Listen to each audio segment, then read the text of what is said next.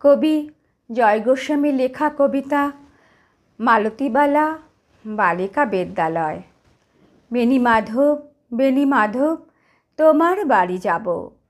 বেণী মাধব, তুমি কি আর আমার কথা ভাবো? বেণী মাধব, মোহন বাঁশি তমাল তরুমূলে বাজিয়েছিলে। আমি তখন মালতী স্কুলে ডেস্কে বসে অঙ্ক করি, ছোট্ট ক্লাস ঘর। বাইরে দিদিমণির পাশে দিদিমণির বর। আমি তখন নবম শ্রেণী, আমি তখন শাড়ি। আলাপ হলো বেণী মাধব সুলেখাদের বাড়ি।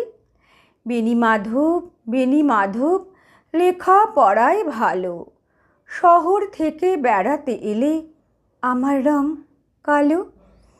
তোমায় দেখে এক দৌড়ে পালিয়ে গেছি ঘরে। বেণী মাধব, আমার বাবা দোকানে কাজ করে। কুঞ্জে অলি গুঞ্জে তবু ফুটেছে মঞ্জুরি।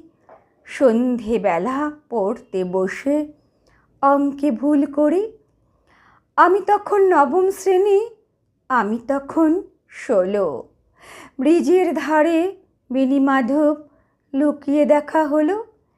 বেণী মাধব, বেণী মাধব, এত দিনের পরে সত্যি বলো, সেসব কথা এখনো মনে পড়ে? সেসব কথা বলেছ তুমি তোমার প্রেমিকাকে? আমি কেবল একটি দিন তোমার পাশে তাকে দেখেছিলাম আলোর নিচে, অপূর্ব সে আলো। স্বীকার করি দুজনকেই মানিয়েছিল ভালো। জুড়িয়ে দিল চোখ আমার, পরিয়ে দিল চোখ। বাড়িতে এসে বলেছিলাম ওদের ভালো হোক। রাতে এখন ঘুমোতে যাই একতলার ঘরে। মেঝের উপর বিছানা পাতা, জ্যোৎস্না এসে পড়ে। আমার পরে জীবন ছিল চোরাপথের বাঁকে মিলিয়ে গেছে। জানি না আজ কার সঙ্গে থাকে। আজ জুটেছে, কাল কি হবে কালের ঘরে শুনি।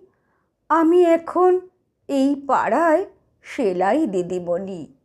তবু আগুন বেণী মাধব, আগুন জ্বলে কই। কেমন হবে আমিও যদি নষ্ট মেয়ে হই।